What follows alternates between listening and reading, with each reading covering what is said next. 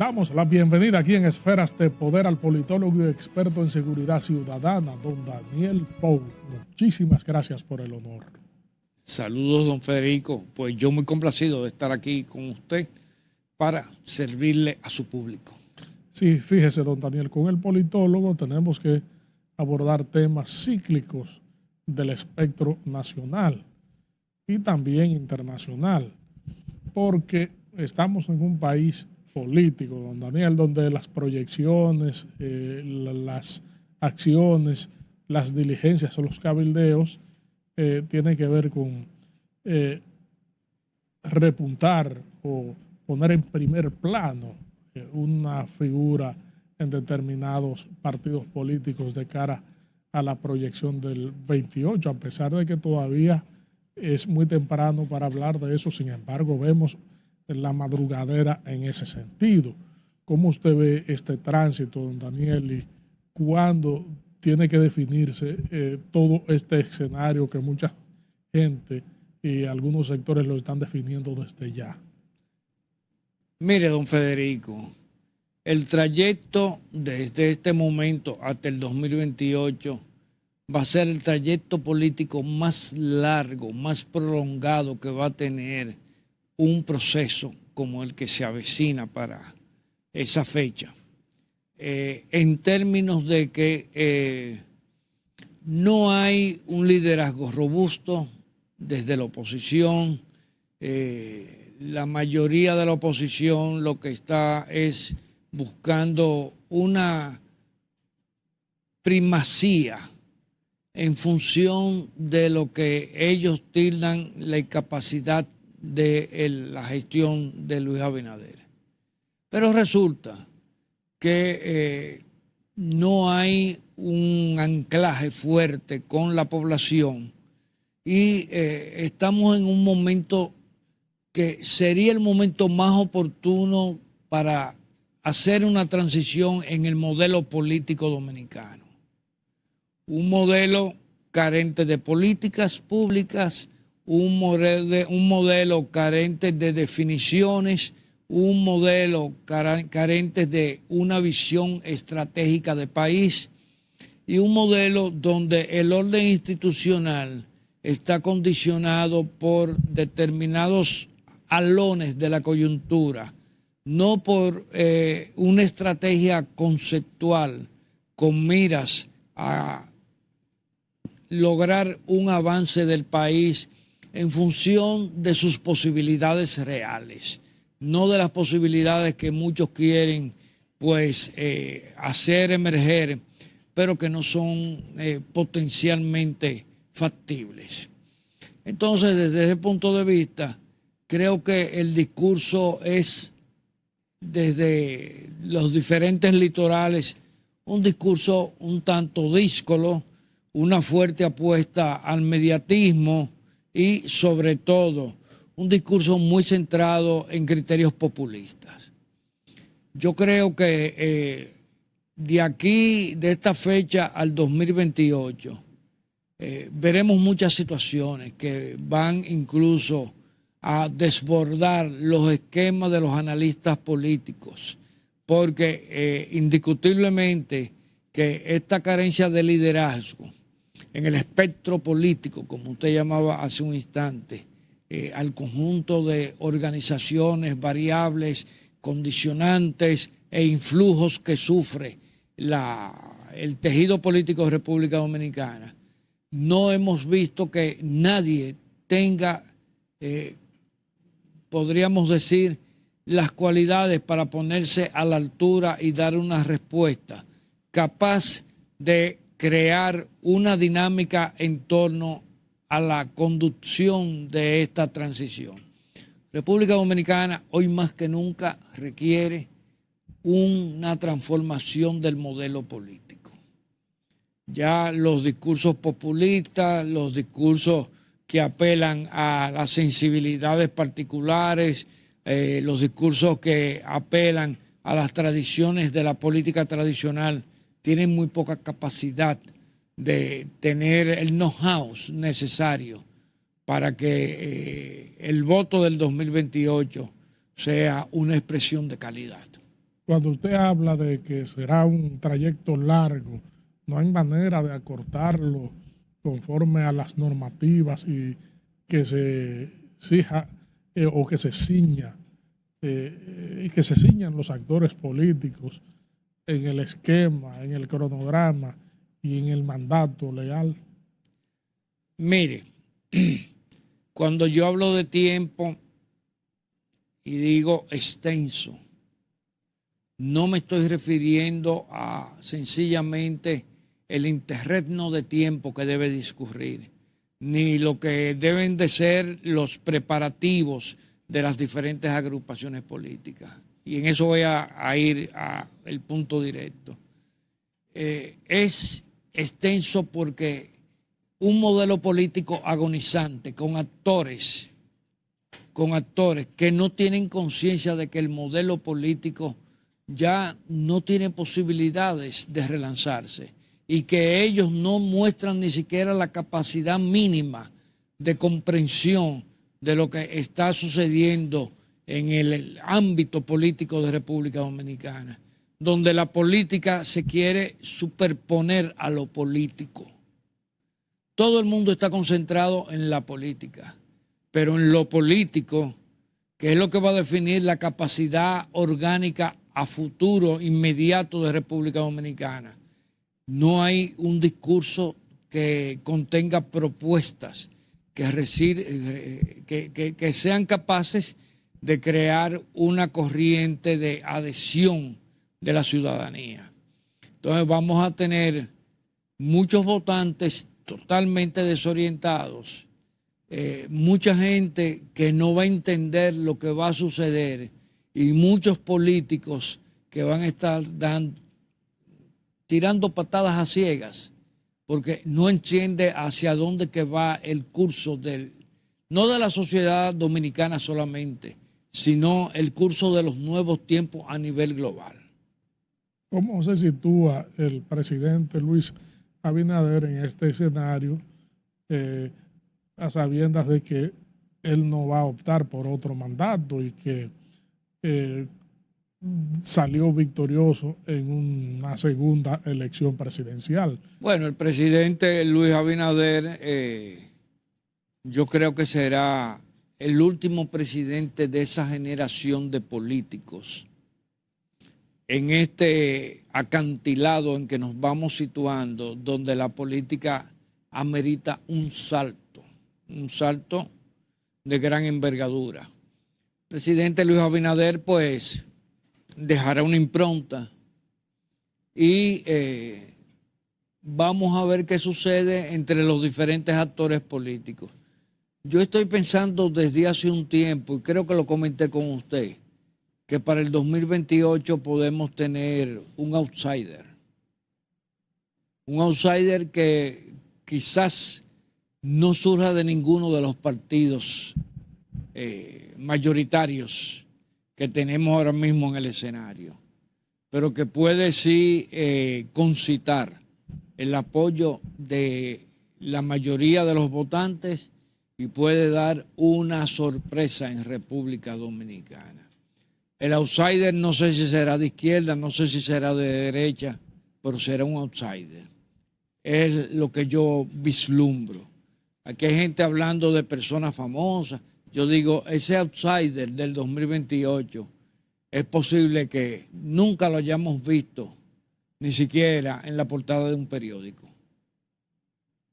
En este escenario tradicional donde dominan los partidos mayoritarios y donde en procesos coyunturales se ha hablado de alternativa, pero que no han cuajado, ¿usted cree que esta vez pueda lograrse eso? Bueno, se podría lograr. El problema está que si los dirigentes políticos de los diferentes estamentos del sistema de partido no son capaces de comprenderlos, ellos pueden pasar a la historia sin ni siquiera percatarse de que su momento ya perimió y vamos a estar envueltos en nuevos momentos. Y te voy a decir, Federico, que puede ser un proceso con muchos estentores, con muchas convulsiones, porque en República Dominicana el pensamiento arraigado de lo tradicional, de siempre querer hacer lo mismo y obtener diferentes resultados, ya no creo que sea una fórmula adecuada. Creo que de aquí al 2028 en República Dominicana hay producirse muchas transformaciones. En inicio se pensó que podía surgir ese elemento, esa impronta desde el partido de gobierno. Yo pensé que podía ser, pero ya hace varias semanas que descalifiqué esa posibilidad, porque no veo desde el partido de gobierno izarse ese discurso de renovación, de transformación. Tiene que ser un discurso plenamente revolucionario en el sentido de las transformaciones. No lo veo. Y los demás partidos están en sus disputas famélicas, de grupos, de personajillos que se creen importantes, que se creen trascendentes, pero que la población no le presta la más mínima atención. Vemos, a propósito de eso, que el PRM tiene varios líderes que aspiran, o varios dirigentes que aspiran a ser tomados en cuenta internamente para convertirse en candidatos. El PLD presentó una lista de precandidatos que sostuvieron una reunión con su presidente.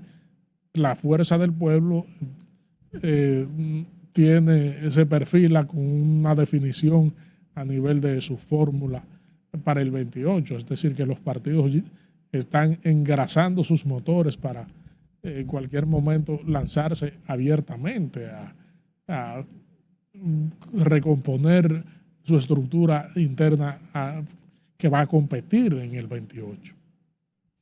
Sí, definitivamente, pero ahí es donde radica fundamentalmente el problema, don Federico, en que ellos no comprenden que la agenda tiene que ser otra. La agenda tiene que ser una agenda que primero ausculte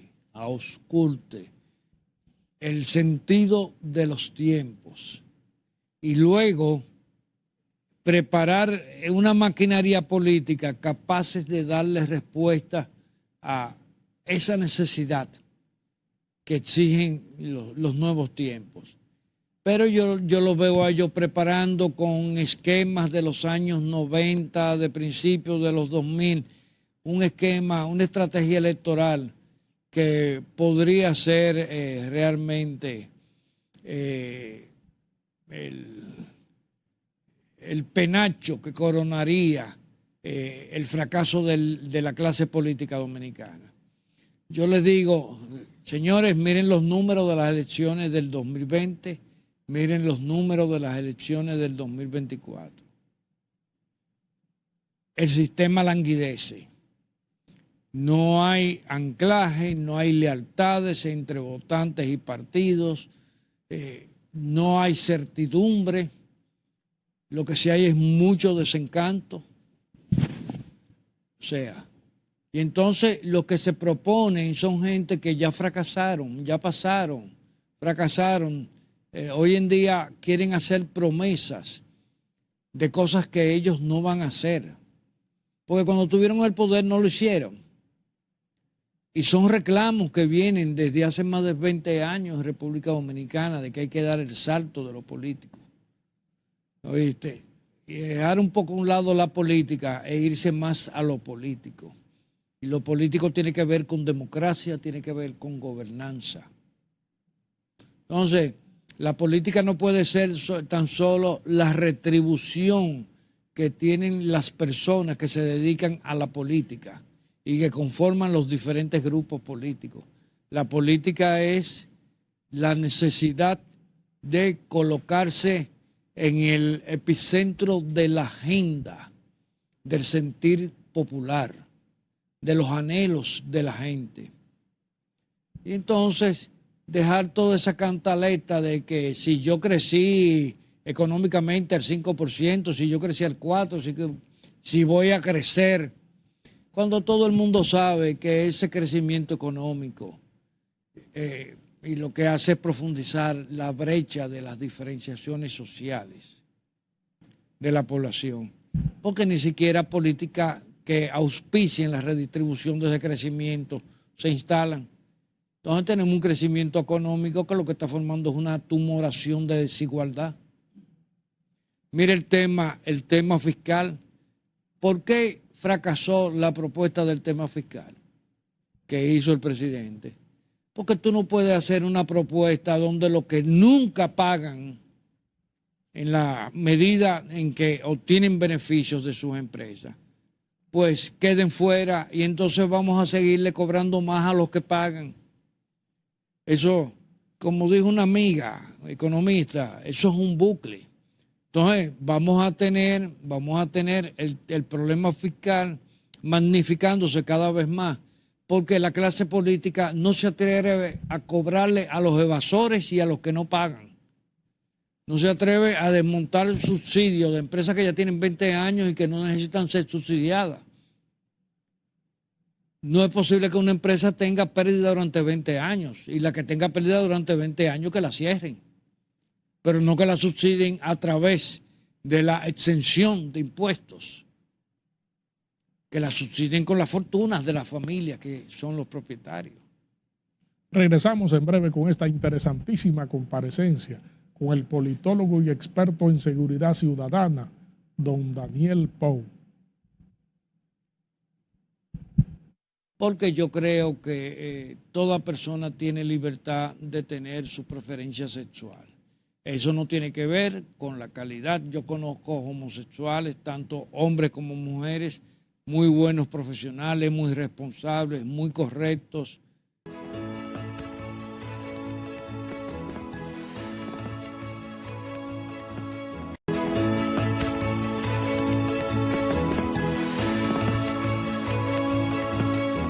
Estamos conversando aquí en Esferas de Poder con el politólogo y experto en seguridad ciudadana, don Daniel Pou. Fíjese, don Daniel, hay un gran debate en el aspecto institucional del país a raíz de la sentencia del Tribunal Constitucional que se refiere a las preferencias sexuales y los castigos establecidos en los organismos castrenses y policiales. Y esto ha generado un gran debate jurídico y una decisión de que si debió ser o no, o debió ser, el ser y no ser ahí, don Daniel. Ahí sigue amplificándose a nivel de la opinión pública este debate. Quisiéramos saber qué significado pudiera tener esto, usted como un experto en seguridad ciudadana, para esos organismos y para la institucionalidad.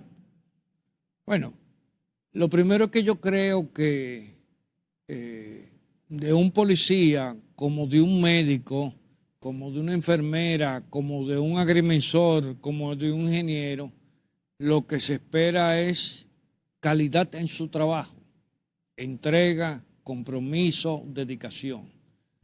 Y el tema de las preferencias sexuales es un tema que se ha querido estigmatizar desde sectores que profesan criterios de una moral judeo-cristiana. Yo particularmente no me inclino hacia esa latitud, porque yo creo que toda persona tiene libertad de tener su preferencia sexual. Eso no tiene que ver con la calidad. Yo conozco homosexuales, tanto hombres como mujeres, muy buenos profesionales, muy responsables, muy correctos. Ahora, no debemos confundir un homosexual con un pederasta, que es una persona con una perversidad, una patología mental. La homosexualidad es algo innato y eso se ha demostrado. Es un tema genético. Y una persona, por el hecho de tener una preferencia sexual de esa naturaleza, no tiene por qué ser estigmatizada ni tiene que ser aislada del resto de la sociedad. La moral y la sexualidad no son elementos convergentes, porque en términos prácticos, lo inmoral es lo que va contra el interés de la sociedad. Si una persona tiene una preferencia sexual por personas de su mismo sexo, es sencillamente una preferencia. A mí me extrañó que escuché a iglesias evangélicas, CODUE, ¿qué se llama? Una organización. Sí, llamando la atención, porque dicho sea de paso, yo nunca los he escuchado a ellos hablar de los policías corruptos y de los militares corruptos. Nunca los he escuchado criticar a los militares y a los policías que hacen uso desproporcional de la fuerza, pero sí le preocupa como sector de la sociedad que pretende imponer una moral mesiánica, pues si un policía que es hombre tiene una relación con otra persona de su mismo sexo. Creo que en términos funcionales lo importante es que la persona haga su trabajo, lo haga profesionalmente, lo haga con criterios éticos y lo haga con moral. Creo que la homosexualidad no es un tema de moral, es un tema de naturaleza intrínseca, biológica de cada ser humano. Y porque usted tenga, o una persona de nuestro medio tenga una inclinación sexual diferente a lo que se considera el estándar de la sociedad, eso no quiere decir que debe ser marginado. Yo lo que creo es que hay muchos homosexuales con grandes potenciales profesionales, intelectuales, con criterios y valores éticos. A mí lo que más me importa es, dentro de las Fuerzas Armadas y la Policía Nacional, es la erradicación de la corrupción, la erradicación de las malas prácticas, la erradicación del uso desproporcionado de la fuerza. Yo creo que tanto la policía como las Fuerzas Armadas tienen que ser sectores profesionales críticos de nuestra sociedad, no genuflexos. Yo no creo en personas genuflexas, porque esa moral de la genuflexión sí es una moral perversa. ¿Incide o podría esto incidir en el proceso de reforma, por ejemplo, de la policía, tal y como plantea el obispo coautor? No, no creo que eso tenga que incidir, porque el proceso de reforma es un proceso institucional, es un proceso orgánico, es un proceso con miras a la superación de las malas prácticas, es un proceso que pretende establecer protocolos y normas dentro de la institución, pero normas funcionales, no normas morales. Las normas sí tienen que ser éticas, pero el sexo como práctica, podríamos decir, privada, no tiene que estar sujeto a criterios ya sean religiosos o de alguna tradición. Yo oigo gente hablando aquí que nuestra cultura cristiana, bueno, yo conozco gente que tiene cultura cristiana, conozco otros que no. Y en ambos sitios he visto personas tan serias como en el otro. Y he visto personas tan desafortunadamente perversas y corruptas como en el otro. Entonces, eso no depende de que usted crea, usted vaya a la iglesia. Y el tema de la homosexualidad es un tema biológico, no es un tema moral. En este tema y en este contexto, don Daniel, se habla de la decisión de las candidaturas independientes para extrapolar las decisiones a la Junta Central del Tribunal Constitucional a elementos que crean controversialidades y que se convierten en rompecabezas. Todavía estamos con el tema de las candidaturas independientes que se le está buscando el bajadero para ajustarlo a la decisión del Tribunal Constitucional. ¿Qué usted cree sobre todo esto? Bueno, las candidaturas independientes han sido atacadas porque muchas personas dicen que se le abre una compuerta al crimen organizado en términos políticos. Pero yo creo que las compuertas han estado abiertas en los partidos. Es más, los partidos políticos, una gran parte, uno de los elementos que más pesa en su actual crisis es justamente el haberle abierto las compuertas del ejercicio democrático interno al dinero. ¿Cuánto cuesta una alcaldía? ¿Cuánto cuesta una diputación? ¿Cuánto cuesta una senaduría? Usted y yo hemos oído hablar de 30 millones, de 50, hasta de 100 millones de pesos. Y entonces, si mercantilizamos la actividad política y con ella la electoral, ¿usted cree que el problema es de que si las candidaturas independientes son mejores o peores?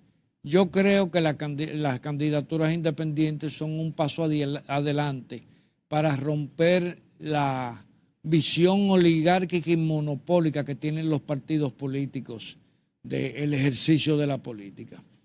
La Constitución Dominicana es muy clara y usted recordará, como buen jurista que es, que nos coloca a todos frente a un rasero que debe medirnos por igual. Entonces, yo creo que los partidos políticos ya desde hace mucho tiempo han dejado de ser los vehículos idóneos para la construcción democrática. Hoy día, los vehículos idóneos de la construcción democrática son los ciudadanos. Y los ciudadanos tienen derecho a participar. Desde incluso la formulación de las políticas públicas, la aplicación, la evaluación y todo el proceso. Y es justo que los ciudadanos que no se sienten con vocación para pertenecer a la casta política que tanto daño le ha hecho a nuestro país, pues se les permita presentarse como una opción electoral. Cada vez que una figura de un partido, una figura que haya accionado políticamente, se le vincula al tema, como por ejemplo del narcotráfico, se desata un avispero en los partidos políticos y se producen las aclaraciones y también las precisiones acerca de los sistemas de consecuencia y que los mismos operan frente a figuras que se descubran en cuestiones anómalas dentro de los partidos políticos. A propósito del debate del tema en los últimos días, ¿cómo usted lo ve? Sí, yo creo que el tema lo que hay que ponerlo es en blanco y negro. No tratar de tender un manto de delito, de mitos, de fantasías para entretener a la gente. Yo lo que creo es que hay que poner el tema para analizar desde qué punto de vista existen suficientes elementos para que los partidos tengan el monopolio de ser el vínculo entre la sociedad y el poder. Yo creo que aquí los partidos políticos están descalificados para eso.